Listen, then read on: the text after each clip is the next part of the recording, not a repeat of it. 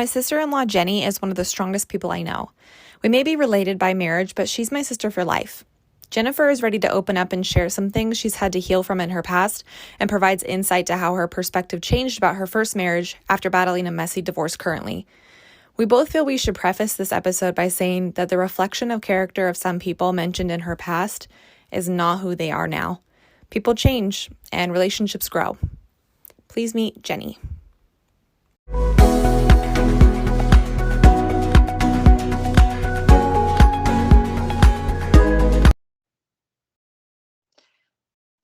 My name's Jennifer, and I just turned 39 a few days ago.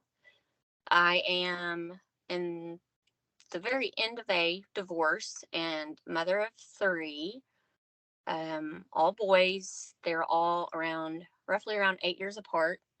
Uh, the oldest will be 18 in June. The middle one just turned 10, and the youngest will be 2 in December.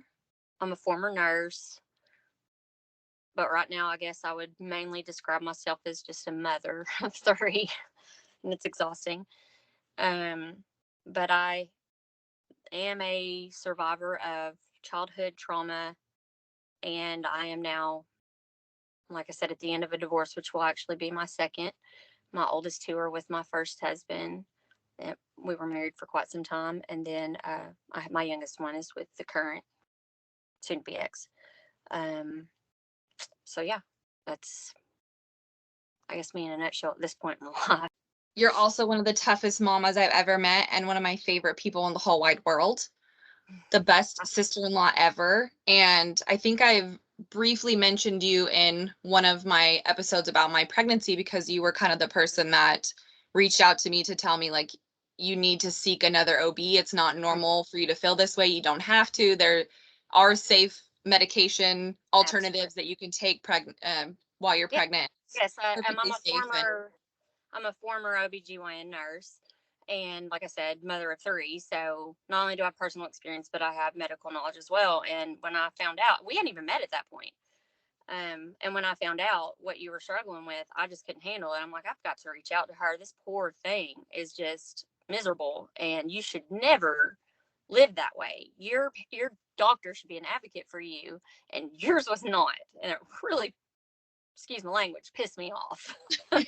Oh, and I'm Southern, by the way. So if I sound a little different, that's why. It takes some getting used to for sure. So, your oldest is 17, but he was not your first pregnancy. No. Do you want to talk about that? Sure.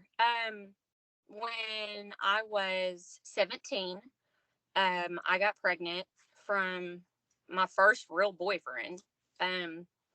He was, I didn't know at the time, but he was not doing like very well. Apparently he was like into drugs heavily, and just, I mean, he dropped out of high school right after I found out, and it was just a terrible, terrible situation. So yeah, I was pregnant once at 17, and I ended up having an abortion. I didn't really have very many options at that point. I couldn't be at the house because my father and my stepmom didn't want that bad example there for my younger brother, who's 10 years younger than me.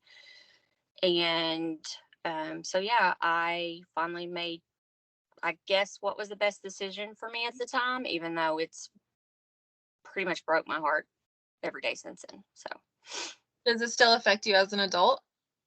Oh, absolutely.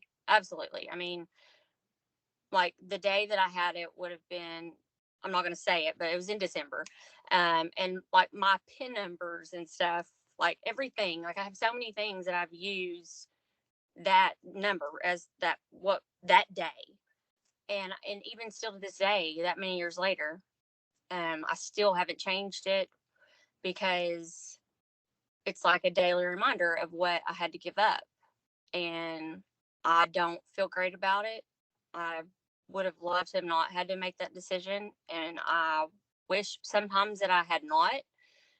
But at the same time, I don't know what else I would have done. So, yeah, I mean, it still affects me. And it affects me I mean, that day is like my dark day. So you said that you were basically forced out of the house so that you weren't a bad example for your younger brother. Yes, we are Southern Baptist here. I mean, it was not. It was not a good thing. And basically, it was just like my choice was to not continue the pregnancy or leave, and I really had nowhere to go other than with that boyfriend and his family, and I knew he was going in a very bad direction. So I made the decision to have the abortion. But the problem is, I don't know about anywhere else, but in the state of Arkansas, you or that's not a consenting age. So you have to have a parent sign for you to have the abortion. Unfortunately, my parents did not feel comfortable signing for it because that's against their religion. But also, I knew, I felt, and I know, I mean, that was what they felt was best for me, but they still wouldn't sign for it. So, what that means here in the state of Arkansas is you have to go in front of a judge and basically plead your case. And then he can sign off, he or she can sign off, and then either let you or not, which most of the time at that point they would. They did not feel comfortable with even taking me to that court hearing. So um, my my grandfather, and he was completely against that. He just died back in November from COVID. He and my grandma have had a hand in raising me more so probably than even my parents, but he, even though he was against that, he still knew he needed to be there for me, and he took me to that hearing and sat there with me and then took me to have the procedure done. And I know that had been hard for him because he's a Baptist, and that's not what we believe in. But I think he just put it aside because he wanted what was best for me. And I guess that was a decision that I had made, and he knew I didn't have many other options. So I felt like I didn't have a choice, to be honest. I mean, it wasn't like I could give it up for adoption because even they didn't want me there pregnant. So where would I have went? So. But then after the procedure, were you allowed to still live there? Yes, I went there. I mean, I went there that night. Okay. I got to stay there until, I had it. It took me about a week to decide, and they let me stay there at that time, but it was just basically like if I was going to remain pregnant, I couldn't remain in their home. So, yeah, I mean, I was there that night after I had it done. Did they hold your brother to the same standard that they held you to? Oh, no. Oh, no, no, no. No, different double standards, which is common here in the South. I mean, men just have the ability to basically do whatever they want. And I think it's that way anyway. You're harder, or you're more protective with your daughter, I think, than you are with your son, maybe. I mean, I can see that now. I mean, I don't have a daughter, but I could see how there'd be a difference. But no, it was nowhere the same. Nowhere. How did your parents' reaction to your pregnancy affect your relationship or your perspective of them? It changed it. It changed us forever. Actually, I guess about 3 years ago, we had like our first honest conversation about this situation since then. Like, it was like the thing you didn't talk about, the elephant in the room. And when I told them my perspective and how I saw how it happened, it was almost like they were shocked. Like they didn't remember it going down that way. And I'm just looking at them like, how can you not see it any other way? But, there's three sides to every story. Somewhere in the middle is probably the truth. And I was a hormonal pregnant teenager. So, but still, I mean, overall, what happened happened.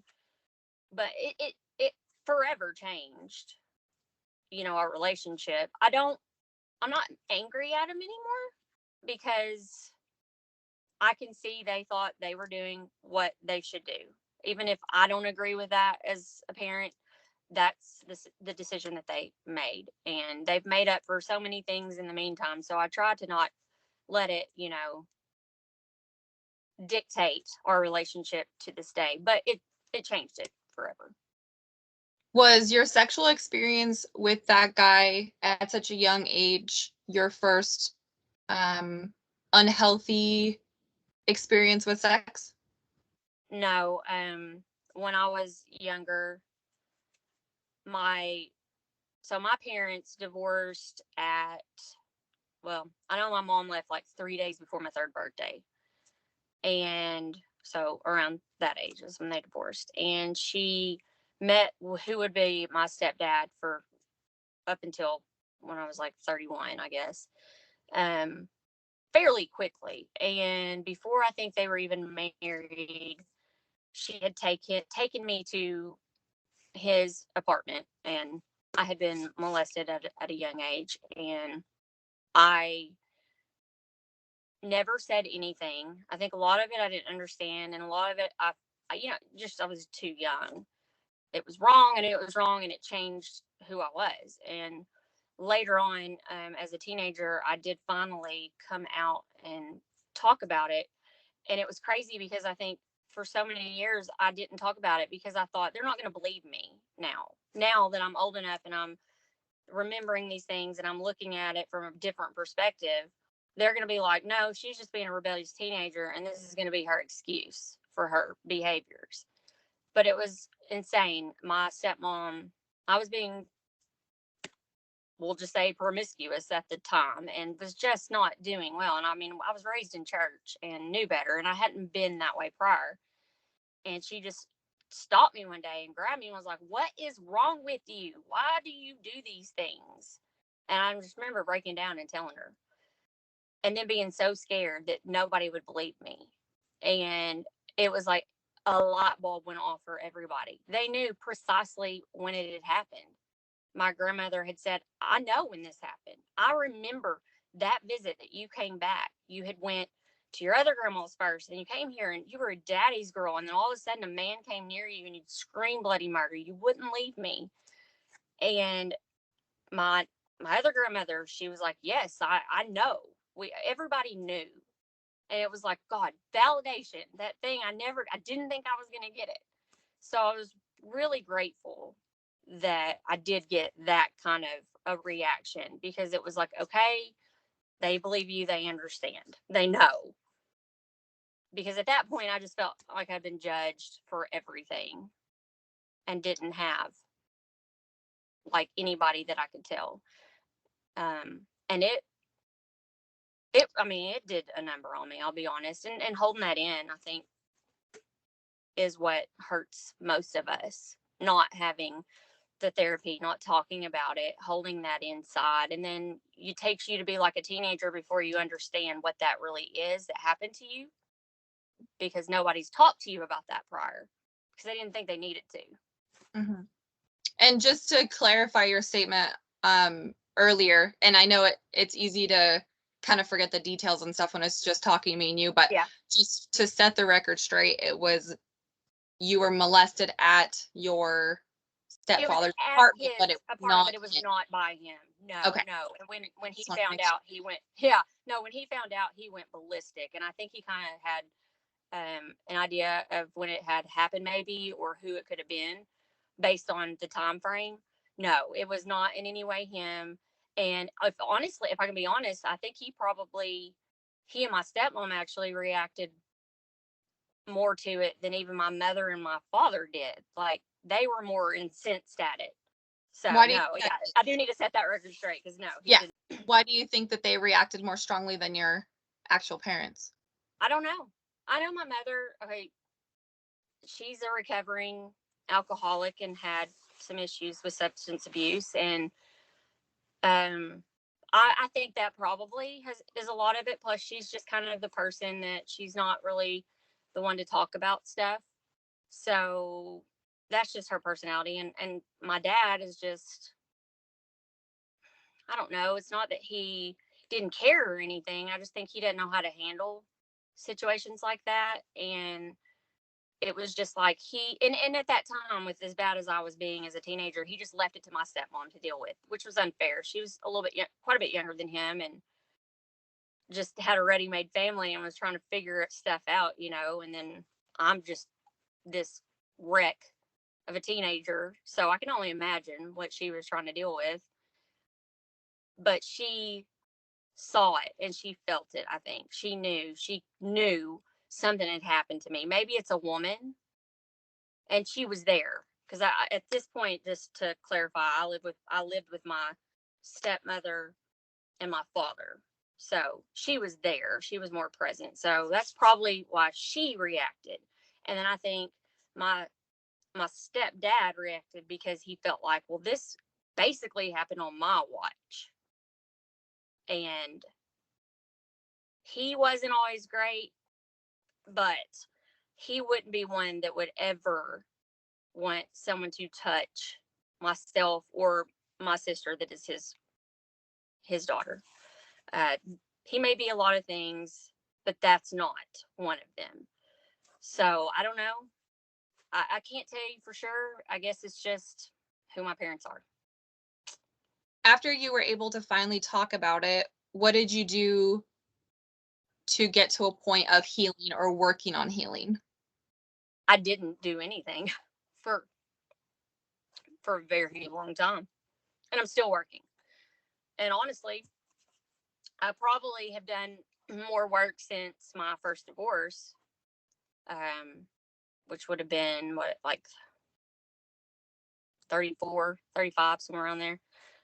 33, I can't remember. Gosh, everything's just going together at this point in life. But that was really when I started working on myself more, because I'm like, I just bungled this whole thing up. Like, I've got to get myself together. And this is one thing that I know affects me, but that I don't deal with like I should. No, I mean, I just pushed it down. It's like my analogy for my way of dealing with things, especially that, was it's like the trash. You just keep piling it in there and shoving it down, shove it down some more. Now, eventually, though, it's all going to come out in a big old mess, and then it's going to take you forever to clean up. But until then, you just don't want to deal with it. So you just keep shoving it down. And that's what I did until my divorce. And then it was like it all came out, and it was a big old mess that I finally had to deal with. So That's I Southern. counseling, therapy, psychiatrist, getting on an antidepressant, dealing with all of my things and being present, and like having to force myself to talk about these things and not pretend like it's just in the past and it never happened. But I'm still a big old mess. So obviously, I get better daily, and I try to, but I'm a work in progress. I guess a work in progress. Do you feel like that initial introduction to sexuality has affected your sex life or the way that you view sex now? Yes, and I'll say some out there might not understand this. Sexual abuse victims typically go one of two ways. They either go to the point where they shut down and they just can't, and they, don't want anybody to touch them, or they just don't view sex as how it should be, and it's just a thing. And then they just do it. And I guess I was more towards the second one. And it was like a way of trying to connect with somebody, but not knowing how to connect with somebody. And I guess trying to feel loved, but not knowing how to feel loved. I never used it for the right purpose until probably at this point in my life. I mean, hopefully one day, but it wasn't healthy by any means. So, and I've learned from, talking to others who went through this too, that it's usually one or the other way. And most of the time it's actually like I said, how I handled it. You don't value it like you should. And you almost use it like not a tool, but like a way to try to make someone love you. I don't know how to explain it other than that. That sounds really lonely since it happened to you at such a young age and then you didn't get to really talk about it until you were a teenager. That's a long time to hold something like that in. Yeah, it is. It is. And, for the longest time, I can remember just it was like dreams and just memories would come back, and I didn't understand it. Like, I can remember being at that age where I didn't understand what sex was or what had happened, but just remembering those things and how it made me feel inside.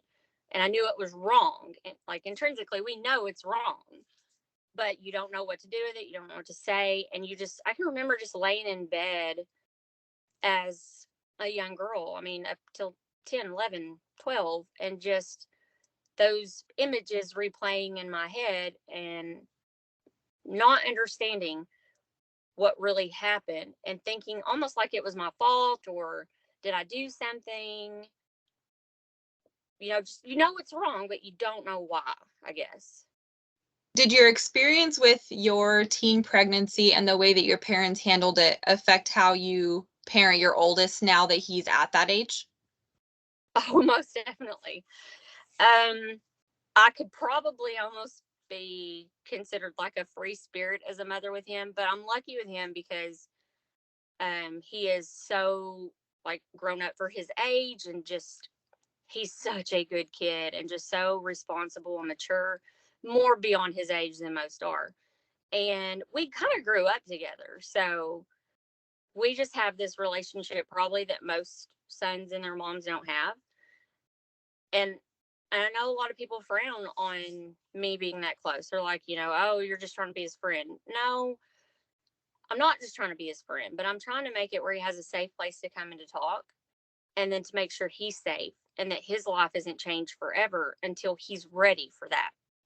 So, I mean, before he was at that point, there was condoms given to him and the talk, and please, let me know when you are, because I don't want you to ever run out. And it wasn't even just about that. I really talked to him about, when you do that, you take that step with a girl, it's not just about that. You have to be respectful of them, and it's going to change that girl. And you have to understand like the emotions and the feelings behind it. It's not just about the act itself and about being safe. It's about treating that person with dignity as well, and making sure that they feel loved and that they feel special, and that the experience was the same for both of you. It's way more important than just you being at the age where you feel like you are ready to do that.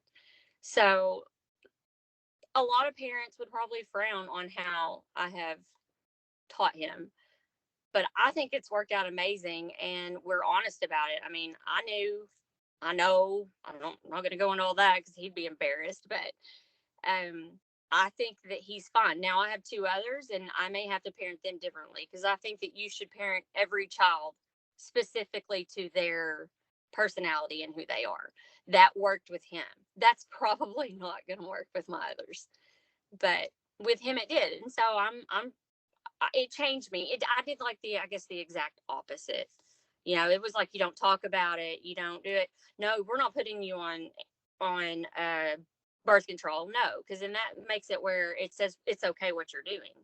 Well, they're going to do it anyways, no matter what you say. I'm sorry, especially now.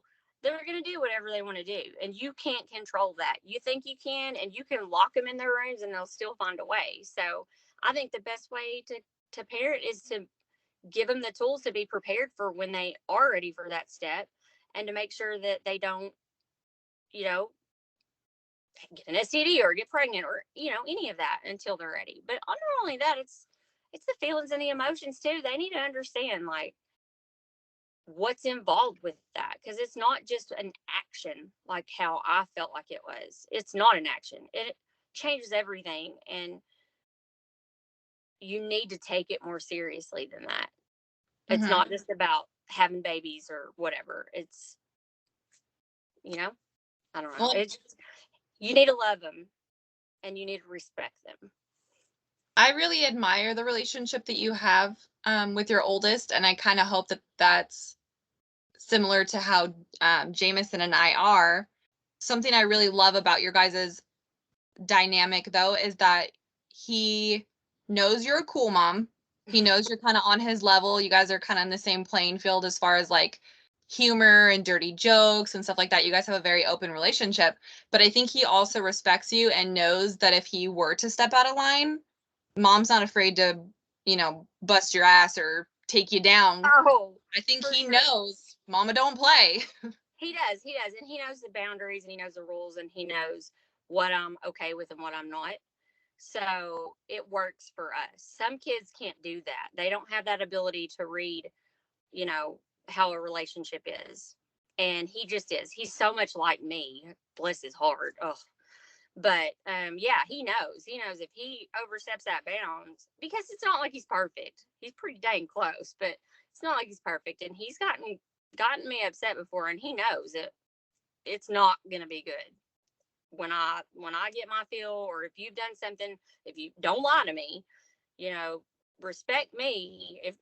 If you go out of that though, you can lose all privileges. Like, you're lucky enough to be able to live a life where you're not like tied down and like feel like a prisoner. Like, and I'm not trying to say that about against my parents, but they were just strong in the church and the beliefs. I mean, and I'm a girl, I think, because like I said, it wasn't the same with my brother, but I just didn't want him to feel like that. And I always felt like that I was almost in trouble before I ever did anything wrong.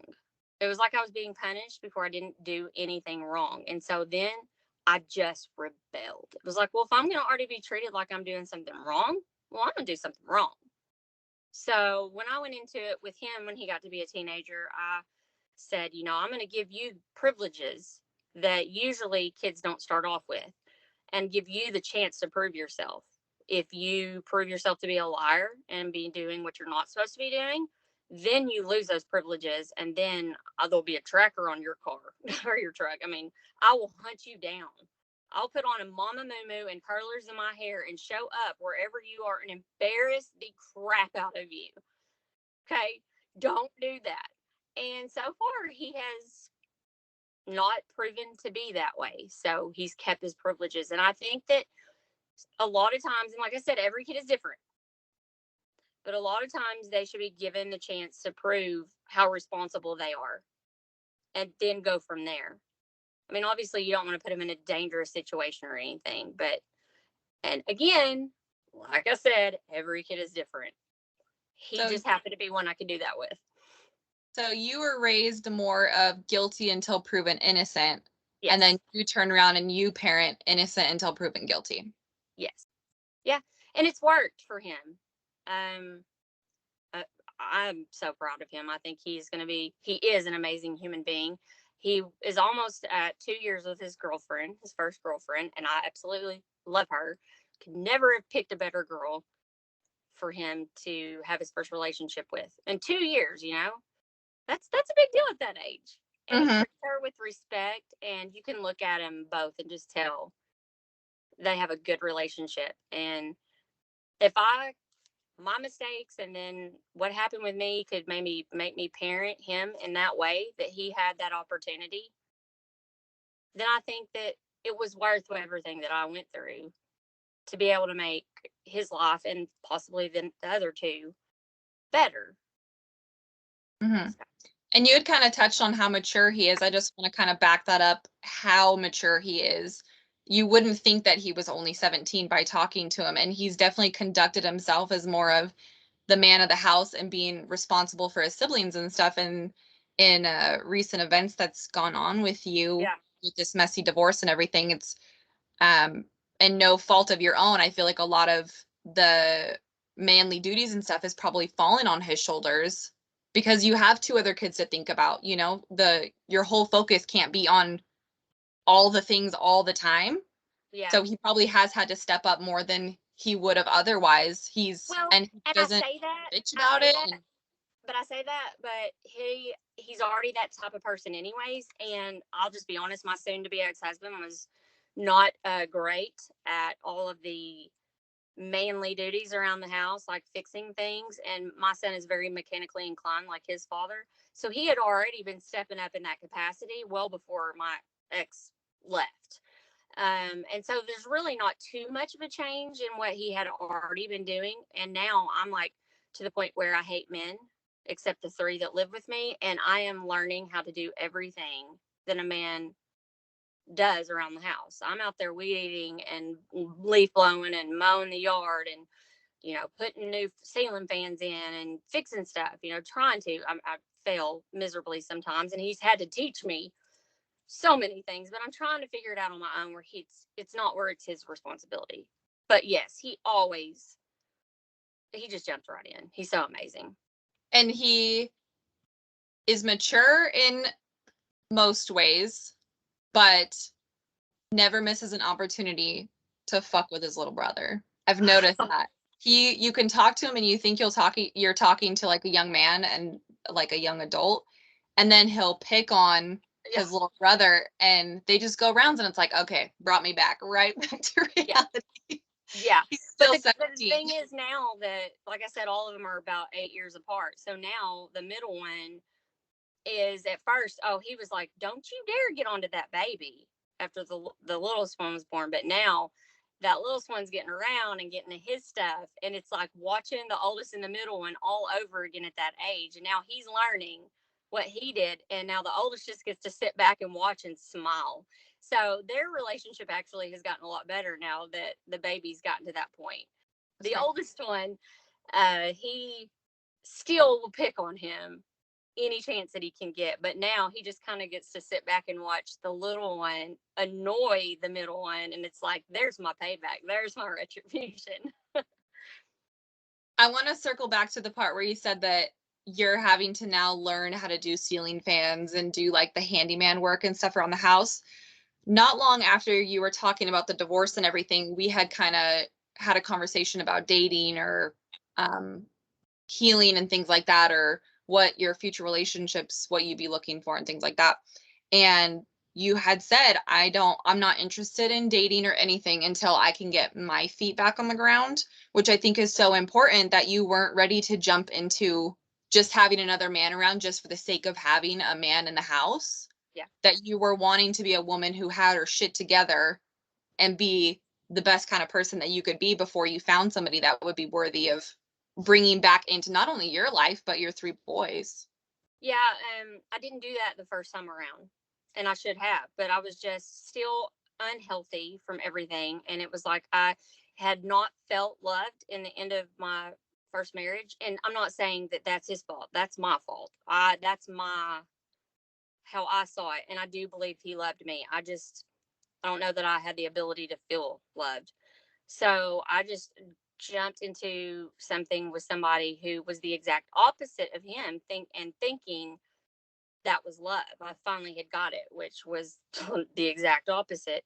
So I do not want to do that at all. And honestly, I don't know that I'll ever get married again. And I don't know that I'll ever live with a man again. My main priority now is to have a place of my own for my children. I don't want them to have to come home and feel like they're tiptoeing around a man that's not their dad, or to have a man come in and then just to leave us all over again and hurt them like this one had did. I just want our own home and place, and for us to feel happy and healthy. And if I find a companion later on, or whenever that I want to spend my time with, it can be whenever that time is available. But for now, the importance should be put on these boys. I didn't do that after the first divorce, and every one of us paid for it. So I'm not making that mistake this time. I refuse. They deserve better than that. Well, I think one of the most shocking parts for me about your divorce was the first time I met your almost ex-husband now. The first time I met him, he was so good with the other boys. You're older too. And you would never think that they had a stepfather son kind of relationship. They just clicked really well. It seemed like he was like the perfect fit. And now post divorce discussions, I guess. Apocalypse. Yeah. Post imploding of Yeah. that unhealthy relationship, he's basically just kind of wiped his hands of the boys that he's helped raise for the last, however many years, 5 years. Yeah, six, almost six. I mean, he was in my middle one's life more than half of his life. I mean, he had just few memories before he even had came around. So, I mean, it's really affected my middle child. Yeah, for sure. And So how are you ever supposed to fully trust another man that comes in and is nice to your boys and wants to play dad or whatever? Because exactly, because he did it so well for 6 years. 6 years he pretended. So that's kind of why I say I don't know that I will ever get married or anything. And that doesn't mean that you have to be lonely or that you have to be a nun or whatever. I don't know what is in my future at this point. All I know is that their well-being is number one. And men coming in and out of their life is not a good thing. I think I probably let it go too long with this ex, specifically because I had let him be a part of their lives. So I just think at this point that my best thing is to work on me and just build a life for me and them. I mean, who needs more than 3 men in your life? Jesus, how am I supposed to have time for anybody else? Can you go back to the part that you said that you feel like you let this go on longer than you should have because of the boys? In what way do you mean that? I mean that because I didn't ever want to be that mother who brought men in and out of their children's lives. Mm-hmm. So I was like, well, I already let this go on this long. They already love him. And even though this isn't healthy for me, still at that point, he was good to them. So I'll just fake it and deal with it for their benefit. And then, of course, had the little one unexpectedly. And so then there was a whole nother dynamic there. But I think I let it go because it was like, nope, you've already let them. You said you would introduce someone to them until you knew. You felt like you knew. So you need to stick with this. You're not taking one more relationship from them. They already were confused enough after you and your dad weren't, or their dad wasn't together. You're not doing this. So you had started seeing red flags before the youngest was even born. Oh, well before. Well before. Yeah. What kind? Oh, I mean, there was infidelity before. Just the lying, the manipulation, the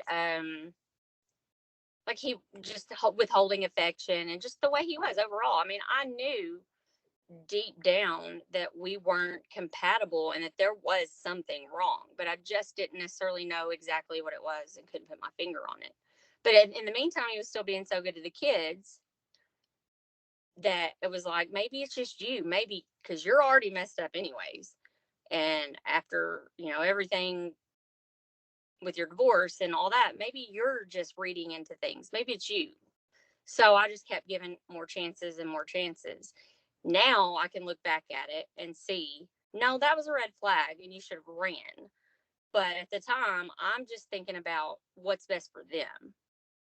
Did you hope that things would kind of change after the baby? Yeah, absolutely. And I'll say, I mean, he definitely loves his son. I mean, he was an amazing dad for the first 10 months before this blew up. But it wasn't about me. It was not about me or the other kids. It was the thing that I always never wanted for my children to be, where you have a half sibling that's younger than you and that they are loved more than you. Mm-hmm. It was literally what I did not want for them, which is why I did not ever want to have any more children and did not expect to. And it was not planned. Look, he's loved more than words can say. So it's not a regret. Of course. But I just never wanted my children to ever feel like I did when I was a kid. Like I was never enough, you know? And it was just basically as bad as it was before. The second that the youngest one came into the picture, it spiraled out of control. And not just for me, for my feelings for him, but with his family too. Because they went from treating my kids like they loved them and like their grandkids to like they were nothing compared to their real, and I'm using quotations, air quotes, their real grandchild. Well, and it's the only grandchild that they have access to, but that's a different story. Yeah, that's a whole different story. I can't even go into that, but yeah, it's pretty ridiculous what they did to their own daughter and their grandkids. So, well, and you weren't even expecting to get to have more kids after your oldest. right. Well, my ex and I kind of, it wasn't like we tried, but we did not try for a while. And then eventually I even took Clomid. Oh, that shit made me crazy. We tried, for a while to have our middle one, and it just never happened. So I had actually scheduled a hysterectomy because I have endometriosis, and I've had like 10 or so surgeries for that. And scheduled that and got on birth control just to kind of regulate myself out again. and I went and special ordered a Mustang GT. It was like a year after I'd graduated nursing school, and I was so excited. And then, like 3 months later, I found out I was pregnant with the middle one. So he was a shock too. I mean, not that he wasn't wanted, because obviously he was. It was just a shock. So Well, and having your oldest be what, he was 8 at the time that your middle was born? yeah, I think he was either 7.5 or 8. I think So he it's might kind have. of like starting all over with. Oh no, I've started over twice now. I'm exhausted. I'm going to be 40 in a year from now, and I feel like I'm 60. And this one right here is about to kill me. Did you have a more civil relationship with your first husband when it came to the kids than you do At with? first, it was rough. At first, it was really rough. I'm just going to be honest. And a lot of it was my fault. I mean, there were a lot of hard feelings there, and because I did not handle things like I should have, and I now really see where I messed things up. Even though we shouldn't have been together, I should have dealt with that in a different way, and we probably could have had a more civil relationship with the boys prior, or like sooner than we ended up doing it. But now I feel like we've gotten at a pretty good place, and he's about to get remarried to a woman who I just think is the most amazing thing there ever was. And she treats my kids like her own. She doesn't have any children of her own. And she's just, I think, probably one of the most perfect human beings there is out there. He better not mess this up. But yeah, I mean, I feel like we're in a really good place. I don't know that this guy and I will ever be able to do that. I'm fairly certain we won't. That's a story for a later time. But no, I think we finally have gotten there. And I think it's because we are both adults and normal human beings who love our children more than we want to cling to hatred or anger or just being upset. Like it's just time to move on and everybody be happy. You So. mean it's not normal to use your child in a pawn in a divorce? Oh my gosh. No, that's so normal. Everybody should do that. It works out so well for everybody, Yeah. especially the children. Yeah. Especially the children. It really, really makes them to be like great human beings one day. Yeah. They No. definitely grow up to see you for who you are when you do that. They always just have this perfect vision of the kind of parent that you are. Mhm. Always. Always. Oh, for sure. Yeah, they really love it, when you sit there and just trash the other parent constantly. I mean, that's what I've learned anyways from my experience as a kid from divorce and a mother of kids from divorce. This is pure sarcasm for people out there in case you don't understand my dialect from Arkansas. That's pure sarcasm. Just like bless your heart.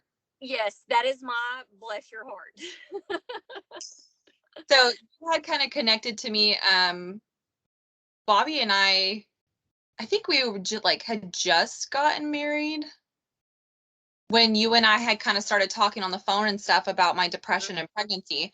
And you were able to relate to me because you went through it with your youngest. Did you also have depression in your first 2 pregnancies or postpartum? Yes. I've always dealt with depression, and a lot of that is genetics. My grandmother, my mom, I think and she probably don't want her business out there, but just in like the last year, finally, I think maybe started taking an antidepressant and still didn't even think she needed to. So I can't speak so much for her side, but I do believe that there's probably been depression and anxiety there that's just always been untreated, because that's a lot of times what leads to addiction. But specifically on my father's side, there's a lot of depression and anxiety. So I've always kind of been treated off and on since I was a teenager. But postpartum has always been hard for me with all 3. The middle one probably, I'd say it was worse, but with what happened after my last one, I think it was more.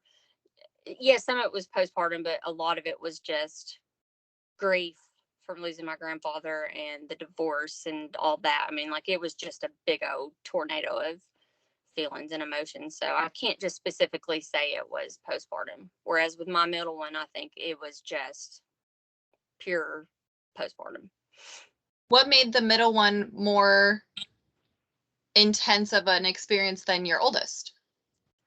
Probably because I was working with him as a nurse, and the day I went back to work after having him was the opening day of deer season. And for those of y'all who aren't from the South, if you don't know, the opening day of deer season is a big deal. And so my ex-husband, my husband at the time, he had basically left that night to go to deer camp for weeks. And I'm starting, going back to work with 2 children, and I'm not sleeping. Was a very sick baby. He didn't sleep. He screamed all the time. The reflux, everything was so bad. Plus, like after I'd had him, he had pneumonia. They took him from us like basically immediately. And then that night they thought he had spinal meningitis, and we were there for a week before we even got to leave. It was a while before I even got to really hold him. It was just a very emotional time. And I think just trying to juggle that all together and trying to be perfect, because at that time I was trying to be perfect. I think I put too much stress on myself. Whereas I didn't do that with the first one because I had one kid. I wasn't working. I got to go home and just sit and hold him and love on him. And we didn't have a mortgage, and we didn't have vehicle payments, and Well, and it doesn't matter if it's your first, second, or fifth. I think just going back to work after having a baby is emotional. oh, it's And then terrible. that he was so sick and you weren't sleeping, so sleep deprivation, and then having an older child to take care of Right. on top of work. Yeah. I was a hot mess going back to work after Girl. Jameson, and he was a year. Well, and then when I went back to work with this one, the youngest one, I'd only been back. Let's see, I had him in December, went back 8 weeks after he was born, and then COVID hit. So we all know when COVID hit, basically. So that tells you, I wasn't back that long. And then I was trying to work from home and homeschool kids with a baby, not being able to leave or go anywhere, and had like just a girl kind of coming in and watching the baby so I could try to get work done, not sleeping. Oh, it was awful. Awful. I don't even know how, now thinking back, I don't even know how I got through that time. I'm just going to be honest. It was bad. Especially not having really another co-parent to help take on some of those responsibilities and that stress. Yes. And just another thing for people to understand is that both of my exes, the work that they do, they travel during the week. So they're gone most of through the week. So it is just me with the children, during the week, and then they'll be back on the weekend. So it's a little different. It's not like regular co-parenting. So do you feel like their profession had any impact on your relationships? absolutely. I don't think that this is the case for every man that travels for work, because I know a lot of men who are faithful and are there for their family and just rush to get home. And I'm not blaming that on the first marriage or anything, but just travel and not being there for that one. I think just everybody being gone and not having that quality time kind of worked with that more so than I'm saying with the infidelity. I think a lot of men tend to stray when they are gone, and it's not. I don't want to make excuses for them, because that's not what I'm saying. I do think they are gone and they work hard, and then they go back to an empty hotel room and they're lonely. And I think they just make bad decisions and reach out where they shouldn't. Mm-hmm. Not to say that that's okay, but I do think that their profession weighed heavily on it. And I think a lot of, with my first marriage, it was more so that I got so used to him being gone and doing everything. And then I had so many issues I should have dealt with, that when he did come home, I didn't even appreciate really when he was home. It was like, well, I've been doing this all by myself, and you just come home and just want to have fun, or you expect this from me. Whereas I should have been up on my feet at the door, giving him a hug, telling him I missed him and I loved him and I was glad he was home. He's walking in the door to me, nagging him and bitching about how my week been. Well, his week hadn't been great either, I'm sure.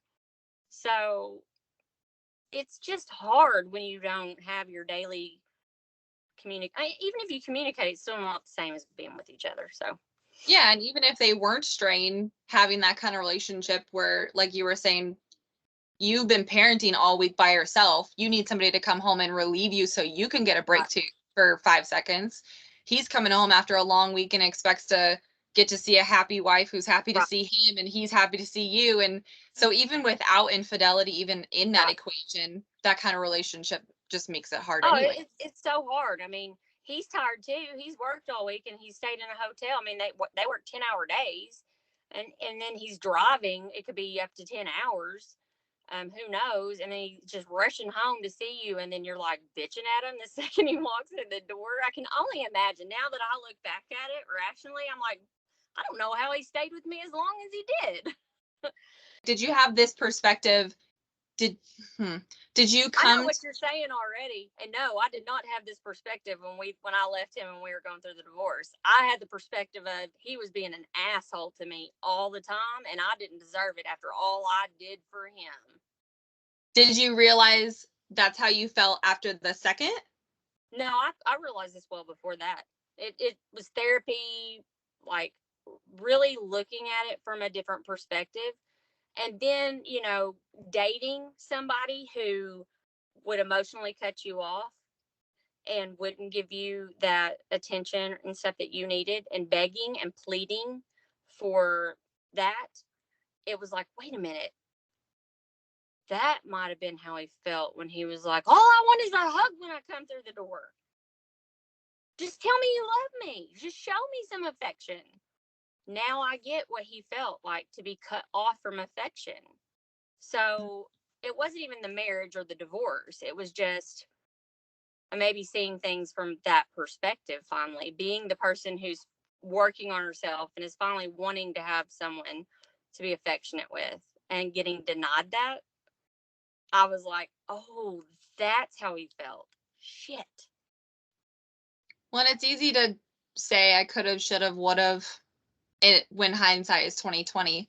But even though that's how you think you would have handled it now, at the time, that's still very lonely to be parenting by yourself all week.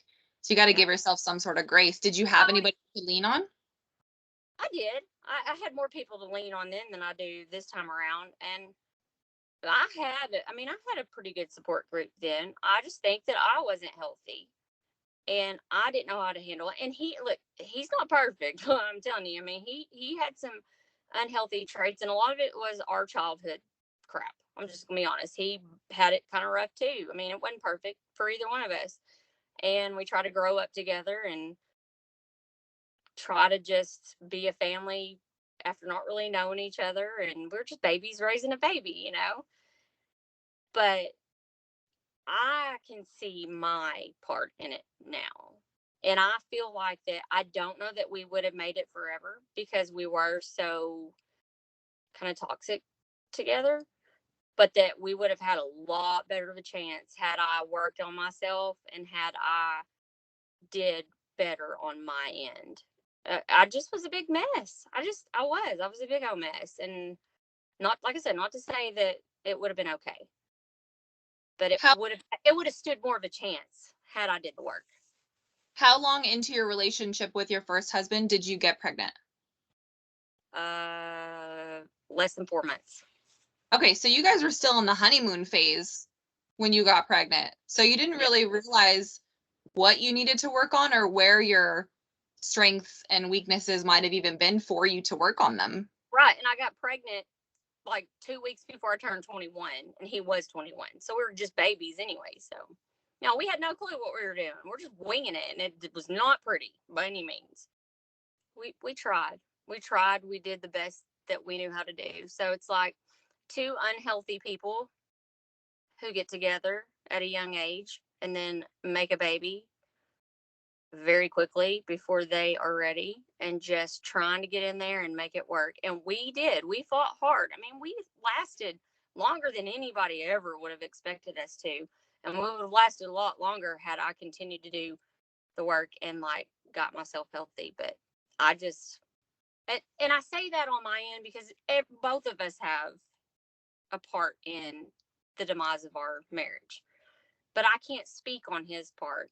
There were things he could have changed and he could have done differently that would have made it better. I can only attest to what I now know.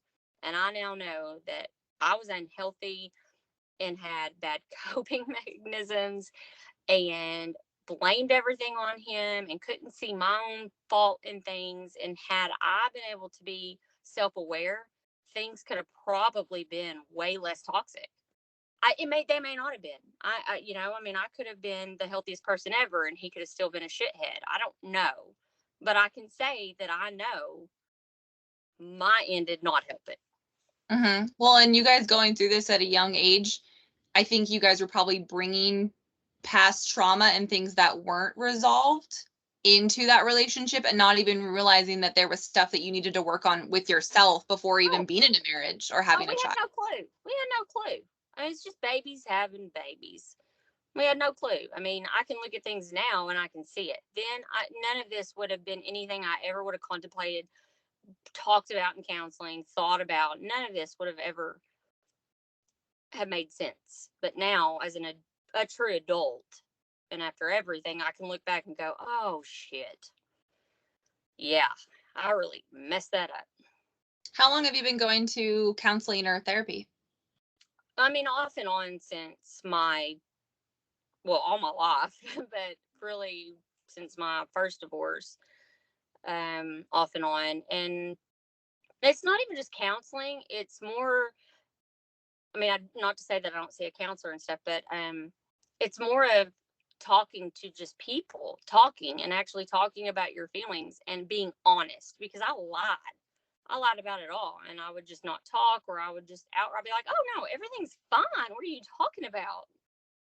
And now it's just like saying, like I'm doing with you, just being brutally honest about your mistakes and your faults and what's happened, and then just getting it out there and taking people's advice.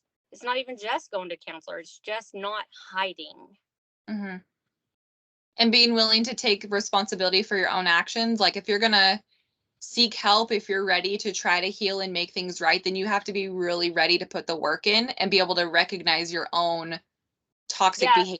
Or if you go into it thinking that it's just the other person, you're not going to get anything out of it. Mm-hmm. You're just not. I mean, everybody has a part in the demise of a relationship that's involved in that relationship. And if you think that it's not anything to do with you, you're probably wrong.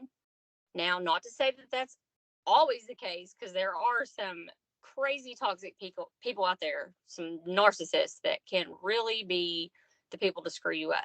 But in a normal relationship, like, I would like to somewhat describe the first marriage. I mean, it wasn't normal, but I'm saying both people were normal human beings. We'll say that.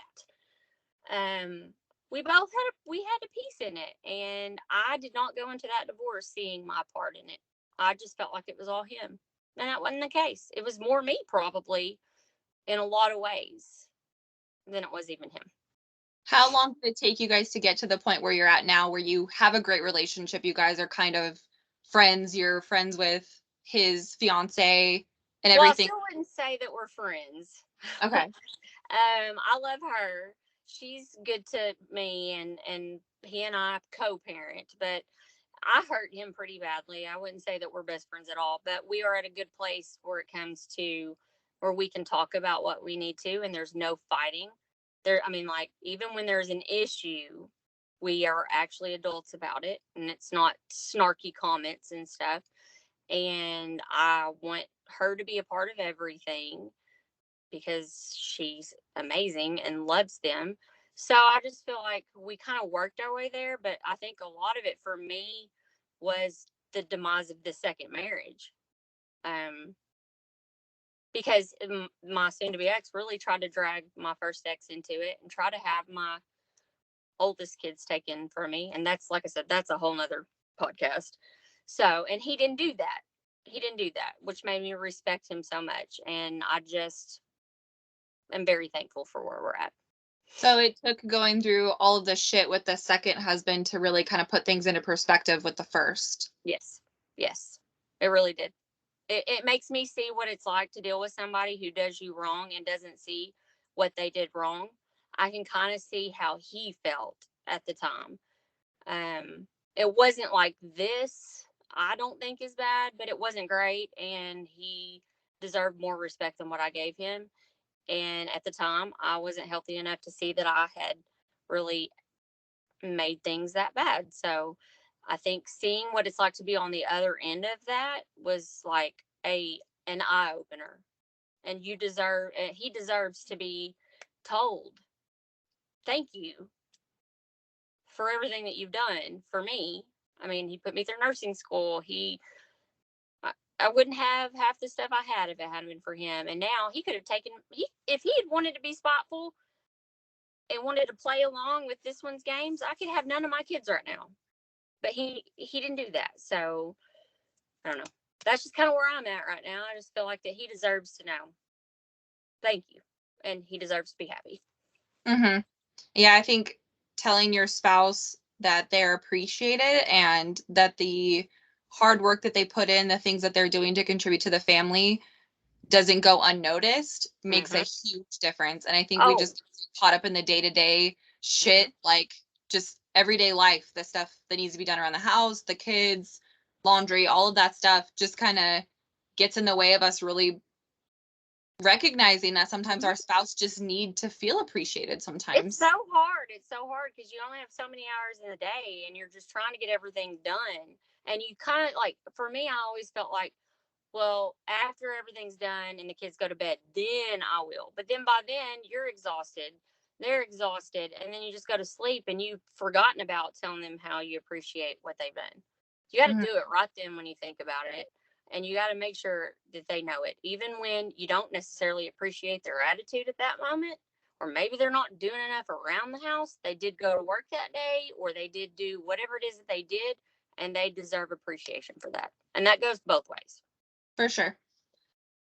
So we're going to do another episode with you later because you have all kinds of more things to talk about. Yeah. Is there Basically, my life is a manual of things not to do. So.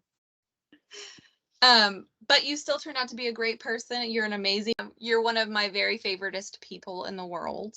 I love you too. I mean, from the moment we first spoke, I was like, this girl is my spirit animal and this is going to be something. I mean, that one day James was like mad because I'm like, no, I don't care if you'll ever get divorced. I'm still keeping her. Yeah, we joke about it all the time. Like if I'm in the middle of texting you or something, he'll be like, who's texting you? Who's blowing up your phone? And I'm like, oh, it's my sister. And he's like, oh, Chucky. And I'm like, no, Jenny. Yeah, because he doesn't text me. By the way, James, do better. Is there anything that you want to say to somebody who's going through a nasty divorce who might be feeling like they're kind of alone right now? Find you a person. Find you that one person that will somehow understand whatever it is that you're going through in that capacity, and you keep them like that person that you can talk to, because there's going to be times where you feel like you have nobody and you need to be able to keep your head above the water, and sometimes that's your life preserver. I mean, that person that understands that. For me this time around was my, we'll say, soon to be ex sister-in-law, but we're always just going to be like sisters at this point because we both have went through trauma with these people. And she was the person that always understood no matter what. And so even if nobody else understood, I could call her and I would literally just instantly have relief once we spoke. And she could give me that advice. Don't do this, or this is what they're thinking, or blah, blah, blah. And it would be what would calm me down and center me and get me back where I needed to be. So that would be my biggest piece of advice. Well, I feel like the way that you're describing her, where she's telling you what to expect of this person or what to expect of this behavior, or whatever, I feel like you're that person for me. We have a mutual toxic relative. Right. And you've really been that person for me where you've called and been like, okay, this is probably what's going to happen. Expect this kind of behavior. This is what you should do. This is what you avoid. Right. So it is important to have that person, because even though Bobby is my best friend and, right, my whole world, you can't talk to him necessarily, right, about those things. This isn't something that I could be like real raw and honest with him or get honest feedback, because he's too close to the situation. Exactly. You just need that person. You need that person to bounce stuff off with and to talk you down and say, do not send that text back. No. You still have court ahead of you. Don't you dare say that. Yeah, don't play into the games. Yep. So that would be it. All right. Well, thank you for sitting down with me. Can't wait for the next one. That one's going to get juicy.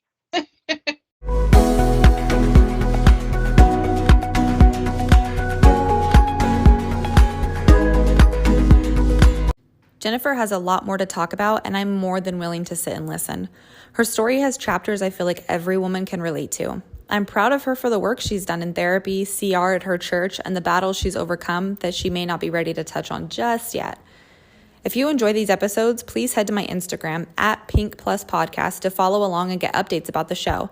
And don't forget to subscribe on the platform you're listening to right now. Thanks for showing so much support to my guest speakers, and we'll catch you next time.